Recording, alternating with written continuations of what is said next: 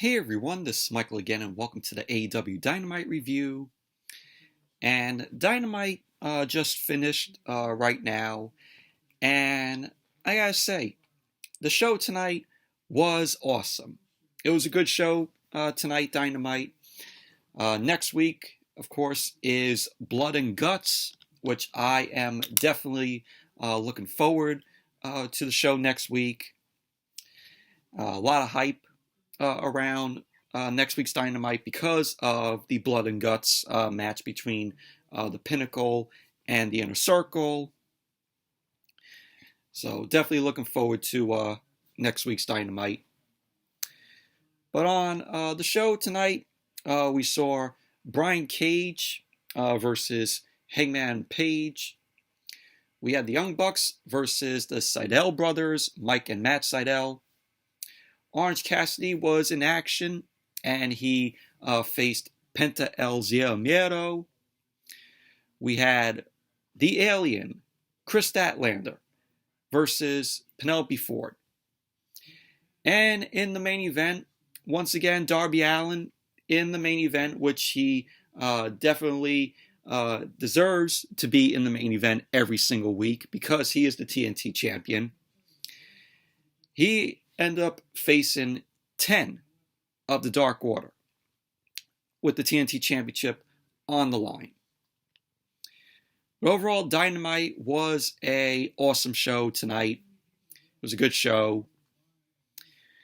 But let's jump right into the review. So, Dynamite kicked off tonight with Hangman Adam Page versus Brian Cage. So we had Hangman Page. He ended up making his way out, and he was attacked by Brian Cage and the rest of Team Taz. He had Hook and Ricky Starks. Hobbs beating him down. They all beat it down on Page. Taz was on commentary during the match. We had the Dark Order. They ended up running out, and they ended up clearing away Team Taz. So Cage ended up delivering a power bomb to Page on the ramp. Cage then ended up tossing Hangman Adam Page into the ring, started stomping away in the corner on Page. Brian Cage delivered a strike and a belly-to-belly suplex onto Hangman Page. Cage then delivered a German suplex to Page. He went for the cover, which Page ended up kicking out too. So both Brian Cage and Hangman Page were out on the floor. Page got launched into the barricade by Brian Cage and then took a side suplex on the apron, which looked brutal. Cage then ended up beating Page up, some more, tossed him in the ring. So Hangman Page was on the apron, and he ended up hitting Cage with a boot. And we had Cage was out on the floor.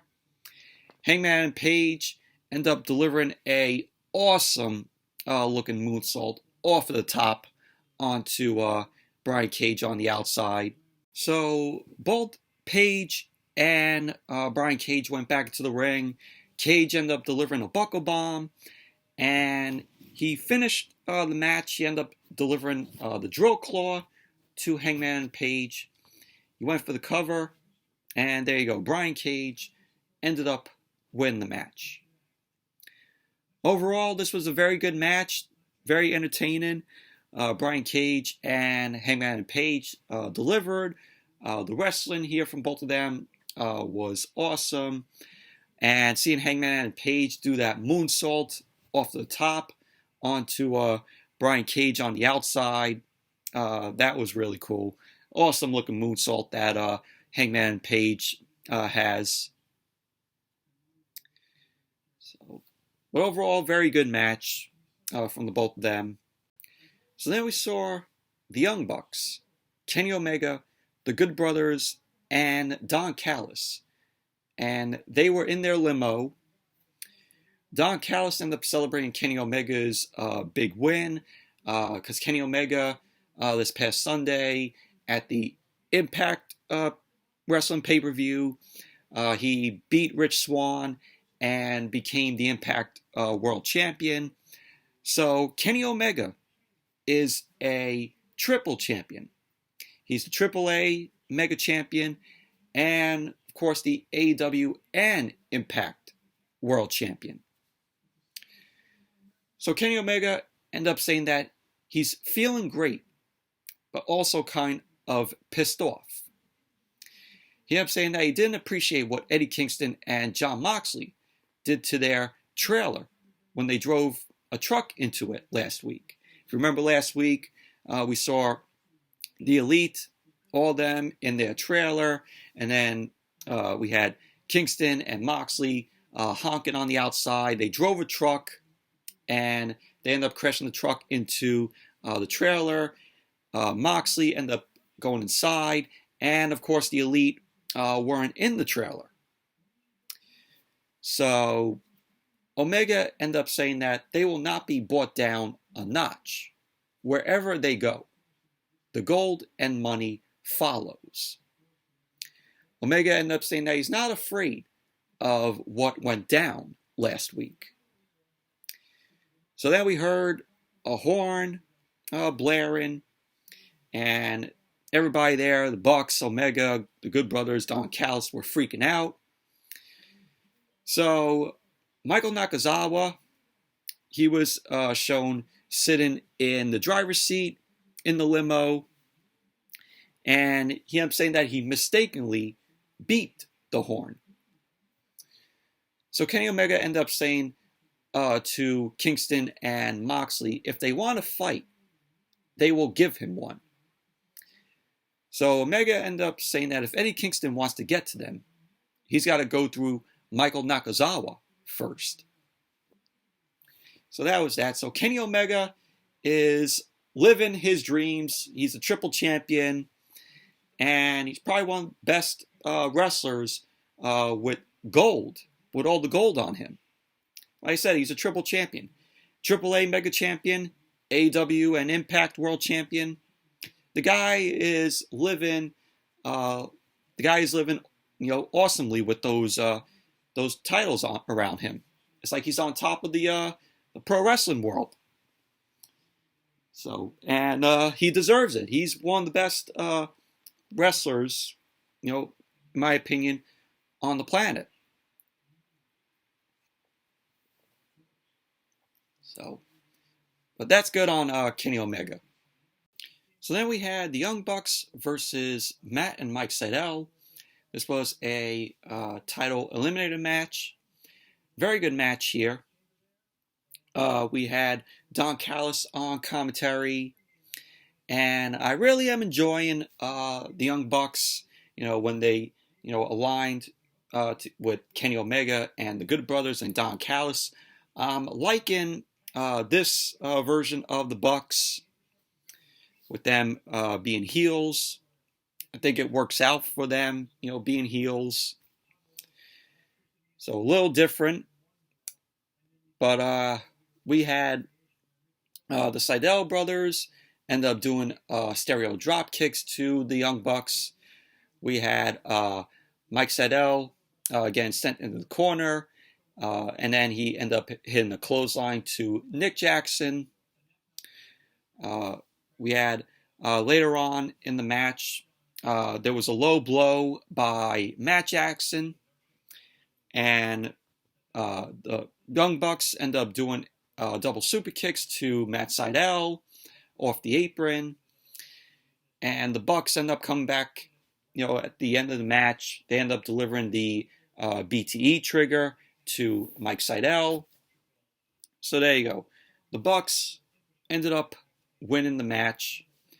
And, it was pretty predictable. Like, going into the match, I'm like, yep, this is going to be a easy win for the Young Bucks. No way the Sydal brothers were getting the victory over the Bucks. So overall, it was a good match, in my opinion. Post-match, Brandon Cutler rushes into the ring. He starts spraying some cold spray on Matt and Nick.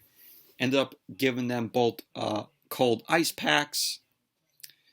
So we have Frank Kazarian and Christopher Daniels, SCU. Both of them end up walking out to the stage. They had something to say. So Christopher Daniels ended up saying that he noticed the new Young Bucks are here, and that they wanted to let Matt and Nick know they are the #1 contenders. And whenever Matt and Nick have the balls to sign the dotted line, they are ready for a match.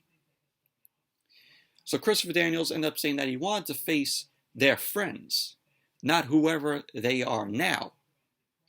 And he wanted to say either way, him and Frank Kazarian are taking the AEW World Tag Team Championships and making AEW better without you assholes around.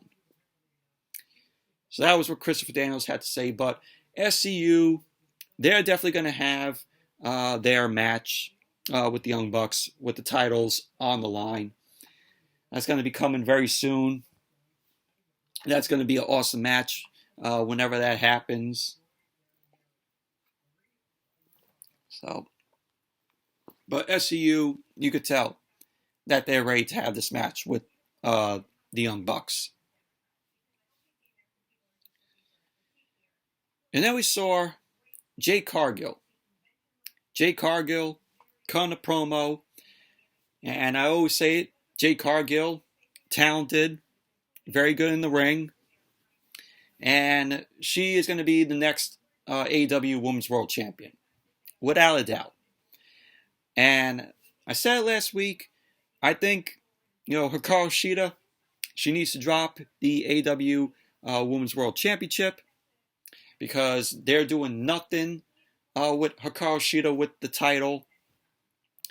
So I think Jay Cargill might be the one to beat Hikaru Shida. I know people say, oh, it's too early. It's too early for Jay Cargill. I think when the time comes, Jay Cargill will be your new AEW Women's World Champion. It's definitely going to be coming soon. So, but Jay Cargill ended up saying, over the past few weeks, every manager wants to sign her. But the problem is they want a percentage of her money. And she was like, it doesn't work that way. Jay Cargill wanted to say that she's her own boss and that these managers need to impress her first.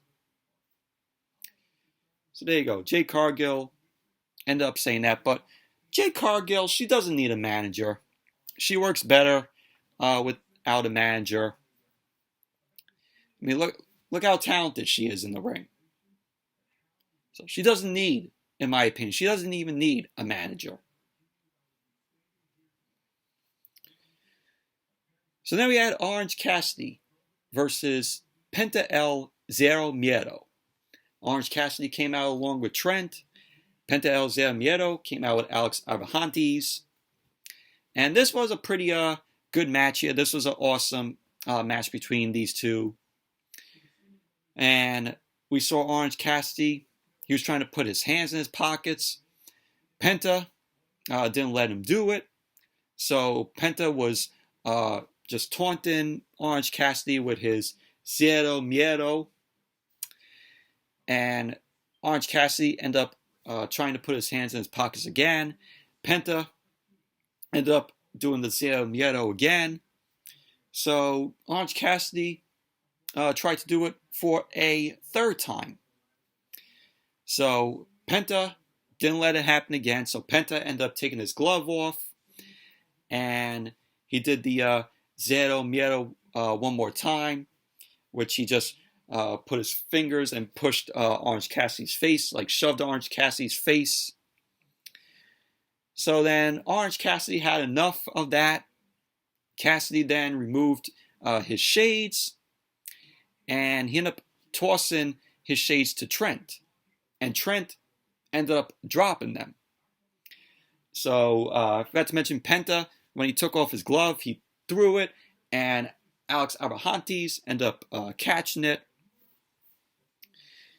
So then Orange Cassidy ended up finally getting his hands in his pockets.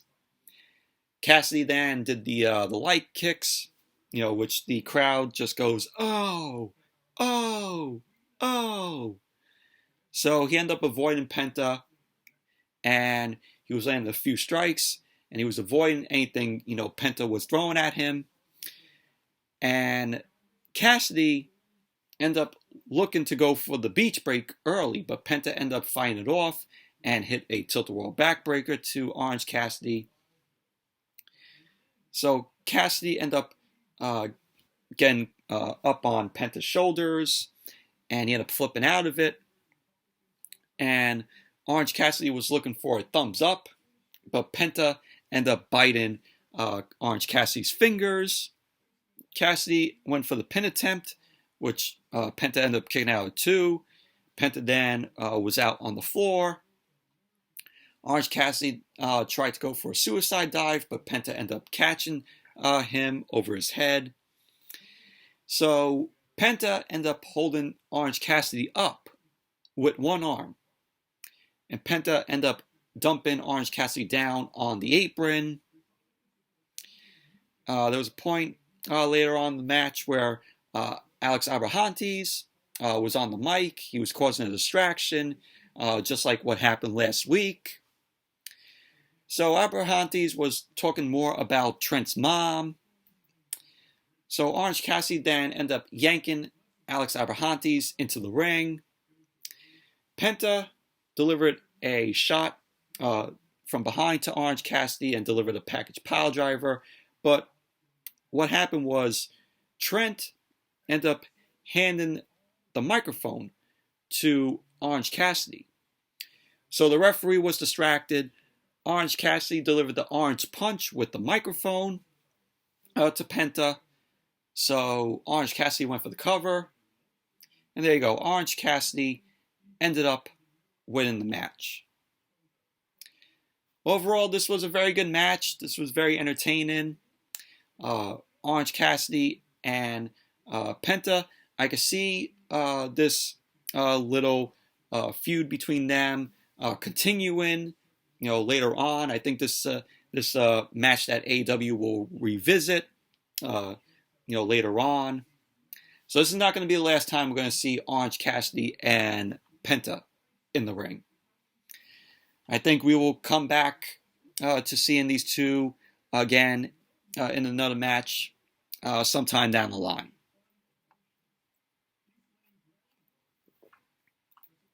But overall, it was a very good match. So we went backstage, and Tony Schiavone was talking with Britt Baker. Britt Baker, of course, looked like she was in a very good mood. She came hugging Tony Schiavone. She was there, of course, with Reba. So Britt Baker ended up saying that she was going to work her way up the rankings. And that's exactly what she did. Of course, Britt Baker is number 1 in the AEW rankings for the woman. Baker went on to say that now she's at the top of merch sales and the demos and the rankings. She ended up saying that when it comes to the current champion, she needs to remind everyone why she's the face of the company.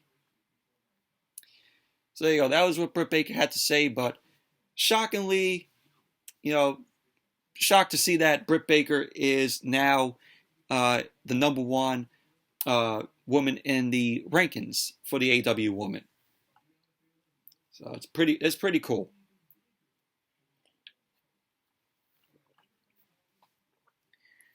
So then we saw Tony Schiavone. Tony Schiavone was in the ring.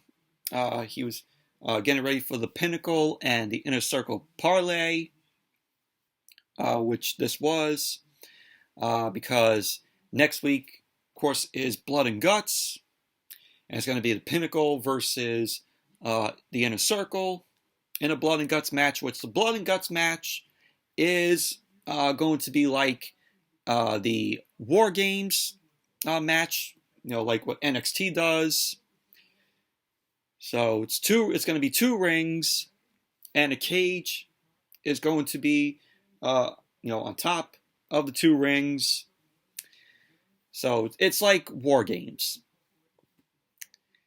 So, and I can't wait to see this match. I am hyped up for this Blood and Guts match next week. I think that's gonna be the best match of the night. So the Pinnacle ended up coming out.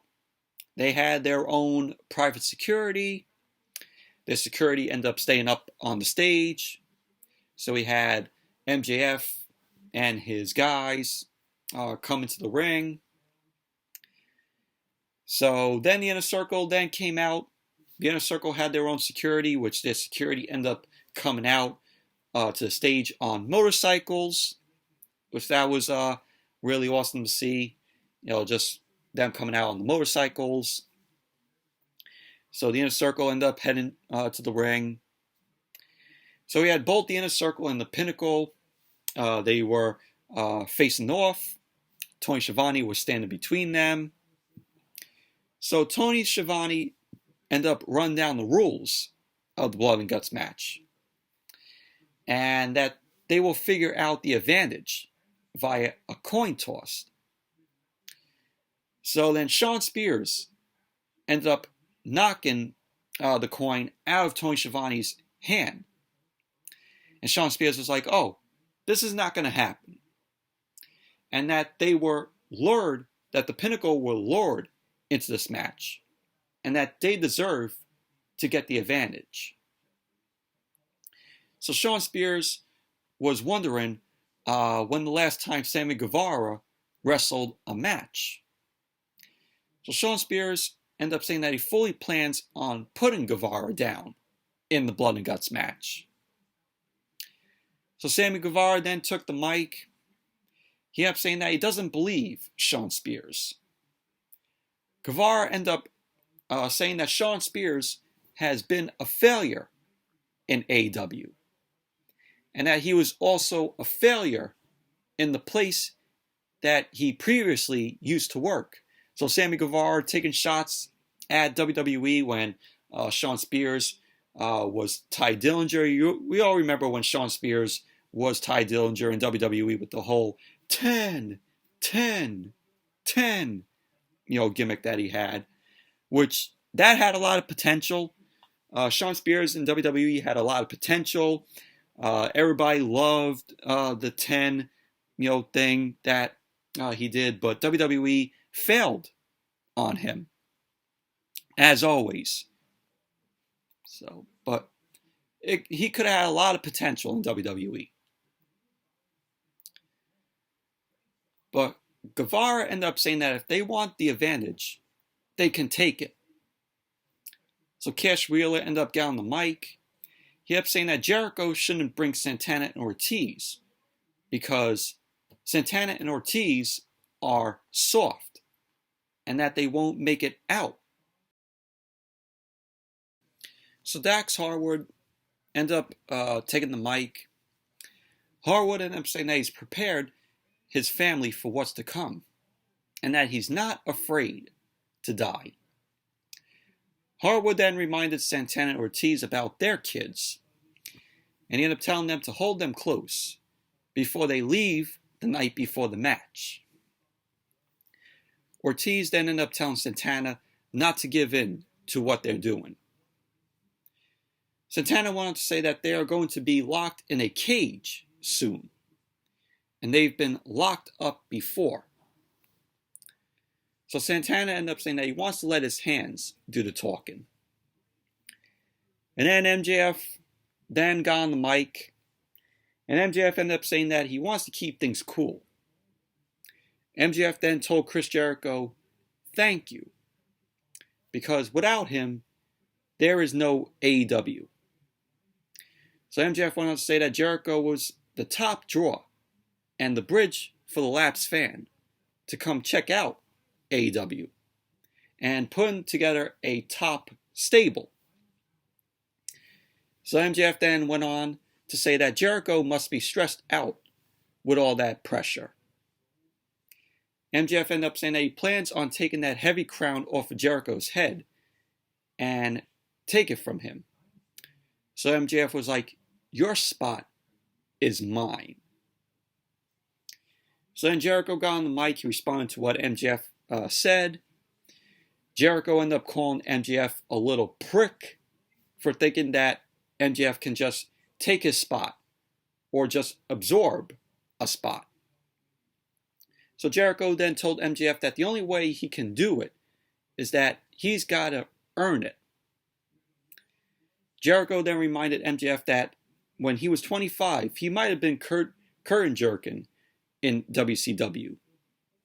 But he ended up telling MJF that he was also main eventing shows in Japan and in Mexico. And that is what put him at the top. So Jericho ended up talking about a family. He ended up saying that he's been family with his guys since day one. So he ended up saying that MJF will not get in the middle of the inner circle. And they won't beat the inner circle. So he ended up saying that they are going to have to kill the inner circle. And that was how the segment ended. But this was a really good segment. You know, Pinnacle and the inner circle, PARLAY, and everything that Jericho was saying to MJF. That was really cool what he had to say. But this was good television right here. And it got you hyped up for the Blood and Guts match that we're going to see next week on Dynamite. And without a doubt, in my opinion, that match is going to be the best match of the night for Dynamite next week. I am looking forward to it, and I am hyped up to check it out. But originally, next week's show was going to be held in Newark, New Jersey. This was before the pandemic happened, but since the pandemic happened, it's not going to be taking place in Newark. It's going to be, of course, taking place in Jacksonville from the Daily's place. Because two of my friends had tickets for the show when it was originally supposed to be in Newark. But of course, since the pandemic happened, they got refunded on the tickets. But I could imagine a Newark crowd reacting to that match.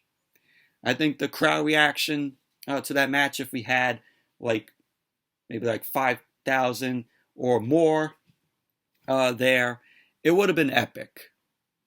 I really would have loved to see how a Newark crowd would have reacted to the Blood and Guts match if it took place in Newark, with its original location.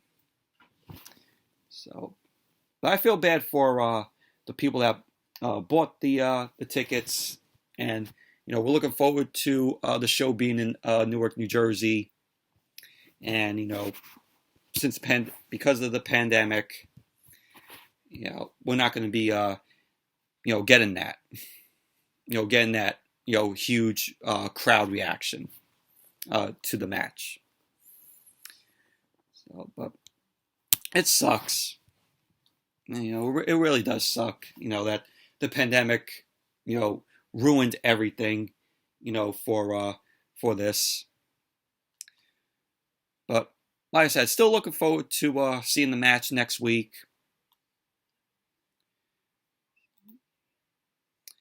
And then we saw Michael Nakazawa. Michael Nakazawa was sitting in a chair in the ring. Eddie Kingston ended up coming out. Eddie Kingston was on the mic, and he ended up saying that he doesn't know what's going on. Eddie Kingston ended up saying that he's not doing this. So Kingston was calling out Kenny Omega. Kenny Omega then ended up heading out to the stage, along with Don Callis. And Kenny Omega ended up saying to Eddie Kingston that he doesn't know how this works. And he ended up saying that they are going to get revenge on him, not the other way around. So Eddie Kingston ends up trashing Michael Nakazawa in the ring. So he ends up grabbing a chair, and he ended up putting it around Michael Nakazawa's ankle because we had Michael Nakazawa end up hitting Eddie Kingston with a laptop. So Eddie Kingston ended up slamming Michael Nakazawa, and so that's when Eddie Kingston ended up grabbing a chair. He ended up putting the chair around Michael Nakazawa's ankle. So Eddie Kingston was saying to Kenny Omega to get in the ring. And if he doesn't get in the ring, if Omega didn't get in the ring, Kingston was going to break Michael Nakazawa's ankle. So Kenny Omega ended up telling him to be his guest because Nakazawa knew what he signed up for. Kenny Omega then called out Brandon Cutler. Brandon Cutler was thrown out to the stage. And so we see Jon Moxley end up coming out. Jon Moxley ended up sending Kenny Omega into the ring. Jon Moxley then choked out Kenny Omega. And Moxley and Kingston end up putting a chair around Kenny Omega's ankle. So Eddie Kingston ended up wanting a tag team match against Kenny Omega. So Don Callis ended up agreeing because Eddie Kingston was like to Don Callis, oh yeah, if you don't give us a tag team match, then I'm gonna break Kenny Omega's ankle. So Moxley ended up saying that they want a tag match against Kenny Omega and Michael Nakazawa. So Don Callis ended up finally agreeing. He's like, all right, you got your match. So Eddie Kingston ended up saying, see you next week. So that was that. But we're going to be getting that match next week. The Blood and Guts, Dynamite. We're going to be getting that next week. So that's going to be a pretty cool match there. So it's going to be Omega and Michael Nakazawa versus Eddie Kingston and Jon Moxley. So then we went backstage. And Taz was shown talking about Brian Cage beating Hangman Adam Page. He ended up saying with Brian Cage beating Hangman Adam Page, it makes Team Taz #1. And then we saw Christian Cage. He ended up showing up. Taz ended up saying that Christian may have won last week against Hobbs, against Powerhouse Will Hobbs, and that he's going to get another team member. So Christian then ended up stopping Taz. Christian ended up telling Taz that there was a time when he beat up guys and talked trash along the way. He was, of course, talking about Taz. So he ended up saying that today he still talks a lot, and he can't back any of it up. So he ended up saying that he's found a bunch of big guys to surround himself to help feed his ego. So Christian wanted to say that he's everything Taz wishes he is. So Christian was like to Taz, you wish you could come back like me. So that was that. But pretty decent backstage segment there with Christian and Taz. So then we had Penelope Ford versus the Alien, Kris Statlander. Penelope Ford, of course, came out along with her husband, Kip Sabian. Kris Statlander came out, of course, with Orange Cassidy. And this was just a very meh match, in my opinion. This wasn't a good match. So we had Penelope Ford and Kris Statlander. They were throwing shots at each other. Statlander ended up delivering a spinning power slam to Penelope Ford. She delivered a military press to Penelope Ford, but Penelope Ford ended up going out to the floor. Penelope Ford ended up yanking Statlander out to the apron and started throwing shots at her. Penelope Ford ended up trying to go for a knee drop, but Statlander moved out of the way. So Kip Sabian had a distraction here, which Penelope Ford ended up delivering a boot to Kris Statlander and a leaping knee drop.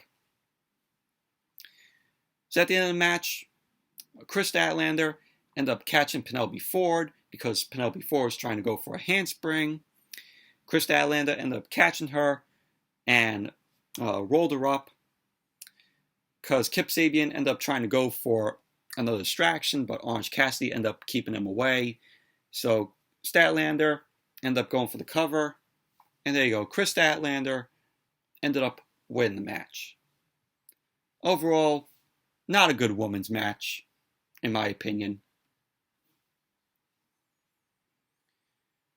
And then we saw 10 of the Dark Order. 10 was talking about Brody Lee, and he ended up saying that he give 10 his shot in AEW, and that he'll never forget that. And 10 ended up saying that the TNT Championship is a representation of Brody Lee, and he's the reason why he's here. So 10 wanted to say that winning the TNT Championship would mean a lot to him. So that was what 10 had to say. Pretty nice words what 10 had to say, about the late Brody Lee. So now we saw the Factory. QT Marshall, Aaron Solo, and Nick Comoroto, of course with Anthony Ogogo, versus the Nightmare Family of Dustin Rhodes, Lee Johnson, and Billy Gunn. This was a solid match here. So we saw the Factory.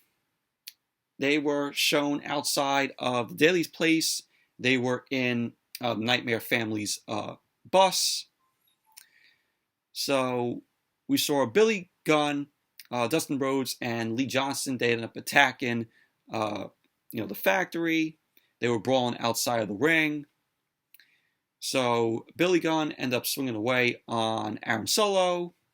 QT Marshall ended up kicking Billy Gunn right in his ribs, which were injured. Billy Gunn had injured ribs because of the big punch that Anthony Ogogo ended up delivering to Billy Gunn last week.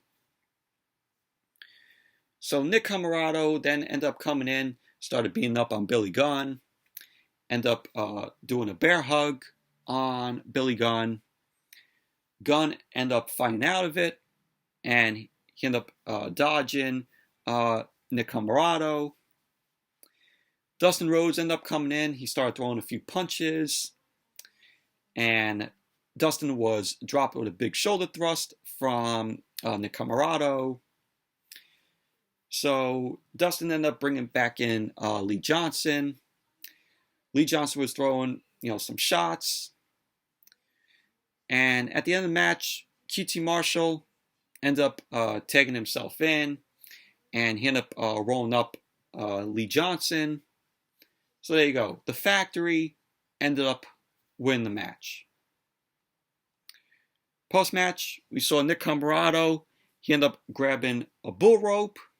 He ended up smacking Dustin Rhodes with the bull rope in his face. So they were celebrating on stage. And we saw QT Marshall was on the stage. He was taunting the Nightmare Family. And we saw Colton and Austin Gunn. They ended up coming out to beat up on QT Marshall. They ended up sending QT Marshall out to the floor. And he ended up bailing to the back of the bus. Nick Comoroto and Aaron Solo ended up running back into the ring. Started brawling with the Guns. So QT Marshall opens the bus door, and Cody Rhodes ends up booting QT Marshall in the face. So Cody Rhodes is beating up on QT Marshall. QT Marshall then ends up climbing up to the top of the Nightmare Family bus to try and escape from Cody. So QT Marshall and Cody were battling each other. Aubrey Edwards was there. She was trying to break them up. So Cody Rhodes ended up delivering a figure four on QT Marshall on top of the bus. So QT Marshall was shown tapping out. And so that was that. But really liked when Cody ended up booting QT Marshall as he opened the bus door. As QT Marshall opened the bus door. That was pretty cool. And seeing the figure four locked on QT Marshall on top of the bus from Cody. That was pretty cool. But it was then announced next week it's going to be Cody Rhodes versus QT Marshall. So that's going to be taking place next week on Blood and Guts on Dynamite. They also announced on commentary that Britt Baker is going to be in action next week. And it's going to be SCU versus the Jurassic Express versus the Varsity Blondes versus the Acclaimed. And the winners of that match will face the Young Bucks for the AEW World Tag Team Championship on the May 12th edition of Dynamite. And lo and behold, it's going to be SCU. It's going to be SCU winning that match. They're going to get their shot at the Bucks for the titles. I mean, you can already tell right there. They're setting up for SCU to win. So they're going to be facing the Bucks on the May 12th edition of Dynamite for the titles. And then we're going to see Jon Moxley. Jon Moxley is going to defend his IWGP United States Championship against Yuji Nagata. I think that's how you pronounce his name. And that's going to be taking place on the May 12th edition of Dynamite. So that's pretty cool. The IWGP United States Championship is going to be defended on AEW in 2 weeks. So, but that's cool. So then we went backstage. Kip Sabian ended up meeting up with Miro. And of course, Miro has been, just talking about, forget Kip Sabian. I want, a title around me. I want to face anybody who has a title in AEW, whether it's the World Championship or Tag Team Championship. Miro wants to go after a title, and he wants to win one. So Kip Sabian ended up talking with Miro. Miro ended up launching Kip Sabian into a garage door, and he was beating him down. Miro was choking Kip Sabian with a chain. Miro ended up saying that nobody is going to stop him from being champion. Miro then punched Kip Sabian right in the face, and he ended up saying to Kip Sabian that it's time to pay your dues. Miro then ended up slamming the door on Kip Sabian's arm, and Miro then ended up hugging Kip Sabian and ended up saying that he forgives him. So that was that. So what is it now? Is Miro and Kip Sabian already cool? So we're going to have Miro and Kip Sabian probably the next ones to be facing for the AEW World Tag Team titles after, SCU versus the Bucks. So what's it going to be? Miro and Kip Sabian versus the Bucks later on for the titles? Or SCU if they win? I'm pretty sure the Bucks are going to retain the titles against SCU. I don't see SCU winning the titles, considering how they're pushing the Young Bucks. So. And then we had the main event. Darby Allin versus 10 of the Dark Order. So Darby Allin ended up coming out along with Sting. 10 came out along with the Dark Order. This was for the TNT Championship. This was a very enjoyable main event. This was an awesome match. So we saw 10 and Darby Allin end up locking up. Darby Allin ended up getting sent down to the mat. 10 looked to go for a suplex, but Darby Allin ended up twisting 10's fingers. 10 ended up doing a military press, which was countered by Darby Allin. Darby Allin ended up rolling up 10, which 10 ended up kicking out 2. Darby Allin ended up delivering a boot to 10's face, but 10 ended up coming back and delivered a spine buster to Darby Allin. Darby Allin then ended up hitting a over-the-top stunner and went right into a Fujiwara armbar that was locked in on 10. So Darby Allin and 10 were out on the floor. 10 ended up driving Darby Allin into the barricade. And then, of course, the edge of the apron. 10 was glaring at Sting. And he ended up heading back up to the apron. Darby Allin ended up stopping 10, started kicking 10 in the face. Darby Allin then ended up hitting a senton down on 10 and also 5. So Ethan Page ended up coming in with a cheap shot. Ethan Page then ended up throwing Darby Allin into the ring post, and the referee was distracted. So they went back to the ring, both 10 and Darby Allin, and 10 was looking for a full Nelson, and Darby Allin ended up delivering a back elbow.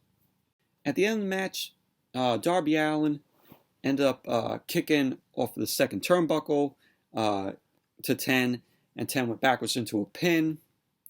So there you go. Darby Allin ended up winning the match, retaining the TNT Championship. Post-match, 10 ended up coming into the ring. He ended up helping Darby Allin up. Darby Allin ended up taking the Brody Lee wristband off of 10, and he held it up, giving respect. 10 ended up giving a hug to Darby Allin, and Ethan Page ended up coming back in to distract Darby Allin. Scorpio Sky then ended up coming from behind and took out Darby Allin, and both Ethan Page and Scorpio Sky were beating up on Sting and Darby Allin. Scorpio Sky ended up delivering a heel hook on Sting, and Lance Archer ended up running out. So we had Ethan Page and Scorpio Sky end up getting out of the ring. Lance Archer ended up clearing the ring of Page and Scorpio Sky. And that was how Dynamite went off the air tonight. Overall, this was a very enjoyable match between Darby Allin and 10. It was a good match, very enjoyable. Darby Allin, once again, in the main event, which he deserves to main event every Dynamite, because Darby Allin is that good in the ring. And he is one of my favorites in AEW. The guy is that good in the ring. And I like that, the momentum that they are giving Darby Allin. I mean, when you look at Darby Allin, he is, great in the ring, and you see a star in Darby Allin. Guy is that talented, and he deserves to hold the TNT Championship whenever AEW feels like it's time for them to put the TNT Championship on another guy after Darby Allin. I think Darby Allin is going to be holding that title for, months to come.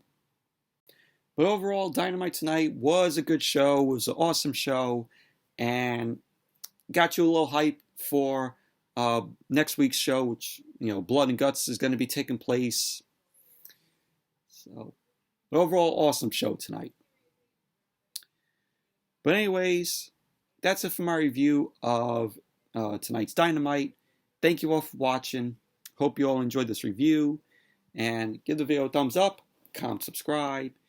And I will see you all on Friday with the SmackDown review. So until then, see you all later.